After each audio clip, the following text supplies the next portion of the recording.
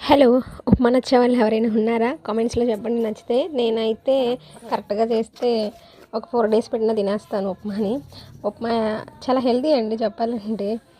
ఉప్మా ఎలా చేయాలో చెప్తా చూడండి. ఫస్ట్ ఉప్మా రవ్వ ఉంటుంది కదా! సూజీ రవ్వ. దాన్ని పాన్‌లో వేసి బాగా వేయించుకోవాలనమాట. అది కొంచెం కలర్ చేంజ్ అవుతుంది అండ్ స్మెల్ కూడా వస్తుంది. అప్పుడు అది పర్ఫెక్ట్‌గా అయిందని మనకు తెలుస్తుంది. మనమేం ఎక్స్‌పెక్ట్ కాదండి ఉప్మా చేయడంలో. ఎన్నిసార్లు చేసినా దాంట్లో గడ్డలు ఉండలుగా వస్తూనే ఉంటుంది. ట్రై చేసి ఉప్మాని పర్ఫెక్ట్‌గా చేద్దామని నేను నేర్చుకుంటున్నాను. తర్వాత మనకు కావాల్సిన వెజిటబుల్స్ అన్నీ ప్యాన్‌లో వేసేసేసి ఆయిల్ అండ్ ఈ పోపు దినుసులు ఇవన్నీ వేసేసి బాగా వేయించాలన్నమాట. అలా ఫ్రై చేసేటప్పుడు కొంచెం మనము కనుక సాల్ట్ వేసామనుకోండి, ఆ వెజిటబుల్స్ అనేది త్వరగా ఫ్రై అయిపోతాయి. ఇప్పుడు అలా ఫ్రై అయిపోయిన తర్వాత దాంట్లో ఇప్పుడు మనం 1 కప్ సూజీ రవ్వకి 4 గ్లాసెస్ ఆఫ్ వాటర్ వేయాలన్నమాట. అవి వేసి అవి బాగా బాయిల్ అయిన తర్వాత ఈ టైంలోనే మనం సాల్ట్ చూసుకోవాలి.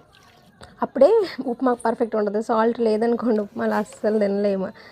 తర్వాత ఆ సూజీ రవ్వ వేసేసి బాగా మిక్స్ చేయాలండి. మిక్స్ చేయలేదనుకోండి దాంట్లో లంప్స్ ఉండలనేవి వచ్చేస్తాయి అనమాట. అస్సలు తినలేము. అసలే ఉప్మా చాలామందికి నచ్చదు. ఇంకా ఉండలు ఇవన్నీ ఉన్నాయంటే అస్సలు తినరు. నాలాగా కొంచెం ఉప్మాని లైక్ చేసే వాళ్ళు ఎవరైనా ఉంటే నాకు చెప్పండి కామెంట్స్‌లో. అండ్ ఇందాకడ వాటర్ ఏమన్నాను కదా ఉప్మాలో, అదే పోపులో ఆ వాటర్ వేసినప్పుడు వాటర్ ఎప్పుడు చల్లగా ఉన్నప్పుడే ఉప్పు చూసుకో